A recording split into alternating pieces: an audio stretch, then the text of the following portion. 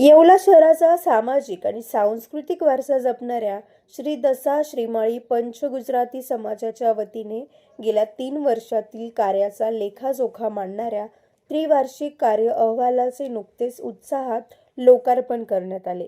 स्वामी विवेकानंद जयंतीचे औचित्य साधून हा विशेष सोहळा पार पडला।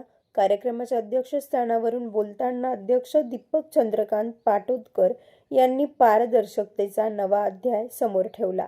ते म्हणाले की गेल्या 3 वर्षात मंदिराचे जतन, गरजूंची मदत आणि सामाजिक उपक्रम राबवताना आम्ही पूर्णतः पारदर्शकता जपली आहे। हा अहवाल समाज बांधवांनी व्यवस्थापनावर दाखवलेल्या विश्वासाचे जिवंत प्रतिबिंब आहे। सचिव रुपेश पाटोदकर यांनी उपाध्यक्ष मुकेश पाटोदकर यांनी अहवालातील ठळक वैशिष्ट्ये मांडली।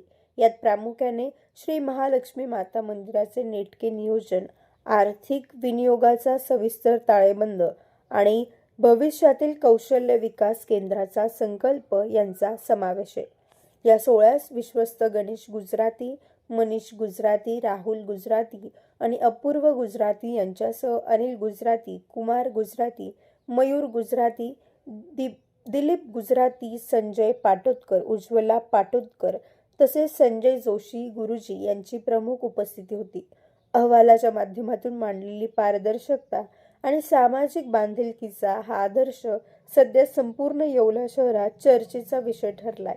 मोठ्या संख्येने उपस्थित असलेल्या समाज बांधवांनी या उपक्रमाचे कौतुक केले। Bureau report, Sachin Wakhare, Yeola.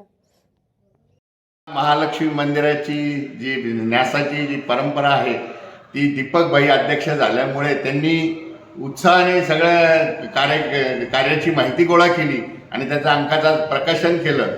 तर दीपक भाई, रुपेश भाई, राहुल भाई, अपूर्व भाई, त्याच्यानंतर मनीष भाई, मुकेश भाई आणि गणेश भाई या सर्वांचे मी अभिनंदन करतो आणि न्यासाच्या पुढील कामाला त्यांना शुभेच्छा। आज आमच्या गुजराती समाजाचा जो अहवाल आहे मंदिराचा तो आज आम्ही समाजाला अर्पण केलेला आहे।